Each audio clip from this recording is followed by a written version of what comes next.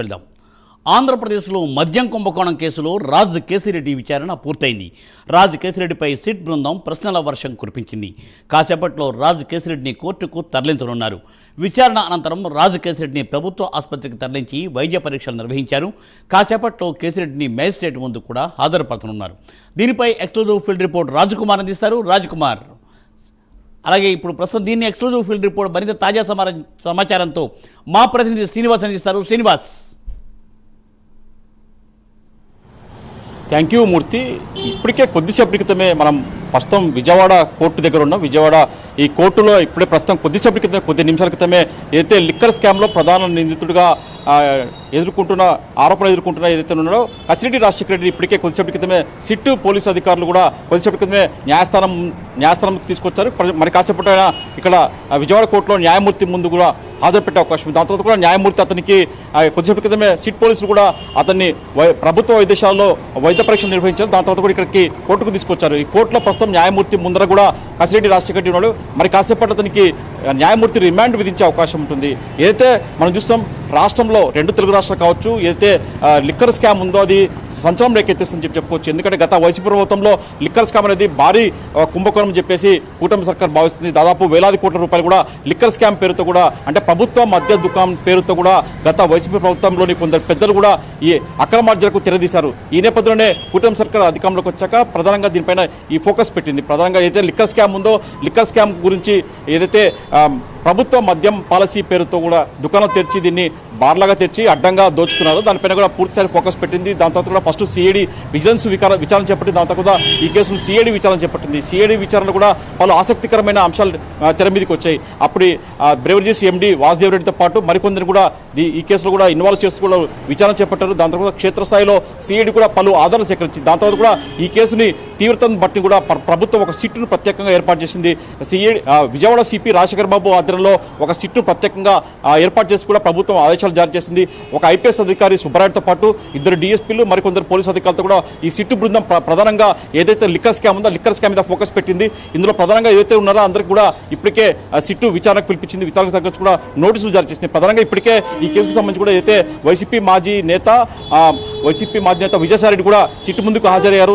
తనకు తెలిసిన వివరాలను కూడా ఆయన సిట్టుకు అందించారు. దాని తర్వాత కూడా మరుసటి రోజు కూడా వైసీపీ ఎంపీ మిథున్ రెడ్డి కూడా సిట్టు ముందుకు వచ్చారు. సిట్టు ముందు కూడా వాళ్ళు ఏదైతే ఈ కుంభకోణం సంబంధించి కూడా పలు ప్రశ్నలు సంధించారు. దాని నుంచి కూడా సమాచారం సేకరించారు. అయితే తాజాగా చూసుకుంటే ఈ ప్రధానంగా ఈ లిక్కర్ కుంభం వేలాది కోట్ల రూపాయలు, అంటే దాదాపు 90,000 కోట్ల రూపాయలు కుంభకోణం జరిగిందని చెప్తున్నా ఏదైతే లిక్కర్ స్కామ్ ఉందో ఆ లిక్కర్ స్కామ్ సంబంధించి కూడా ప్రధానంగా అప్పటి ప్రభుత్వంలోని ముఖ్యులకు చాలా దగ్గరగా ఉన్న, అంటే అప్పట్లో గత ప్రభుత్వంలో కూడా ఐటీ సలహాదారుగా పనిచేసిన కూడా అయితే కసిరెడ్డి రాజశేఖర రెడ్డి కూడా కసిరెడ్డి రాజశేఖర రెడ్డి కూడా ఈ లిక్కర్ స్కామ్ ప్రధానంగా సూత్రధారి పాత్రధారి అని చెప్పేసి కూడా సిట్ భావించింది. ఈ నేపథ్యంలో అతను కూడా దాదాపు 4 సార్లు నోటీస్ ఇచ్చింది. అయితే 4 సార్లు నోటీస్ ఇచ్చిన అతను స్పందించకపోవడంతో అతను కూడా ఏదైతే ఇక్కడ నుంచి తప్పించుకునేందుకు కూడా ఒక పథకం ప్రకారం కూడా అతను కొన్ని ఆడియో రికార్డులు చేశారు.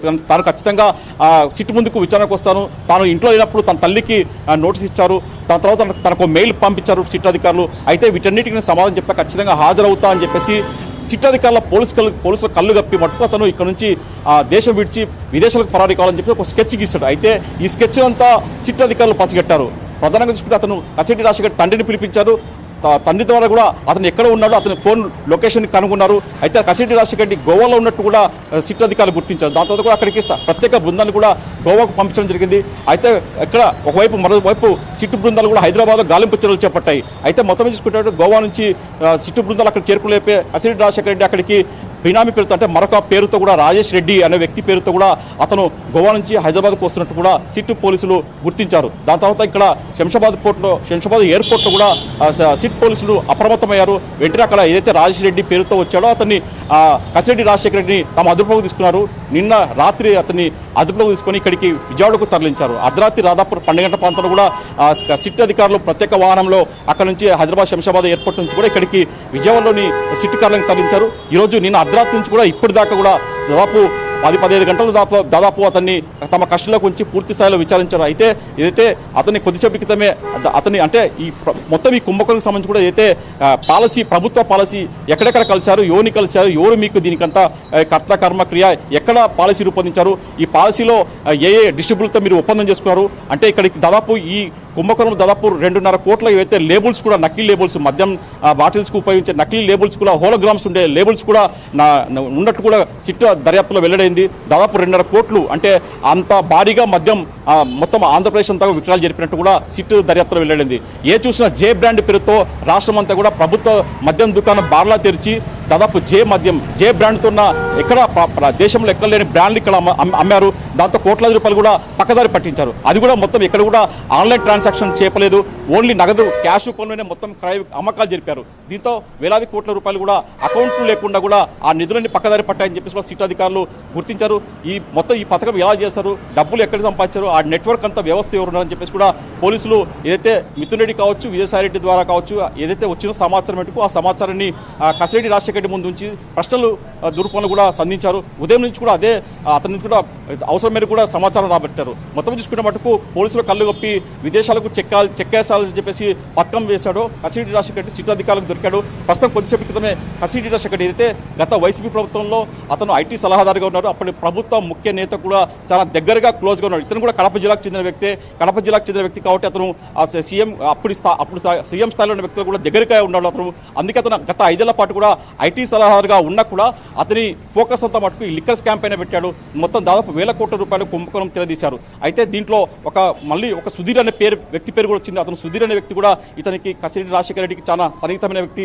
అతని ద్వారా కూడా ఈ నెట్వర్క్లో అతను ఒక వ్యక్తి అని చెప్పేసి కూడా తెలిసింది.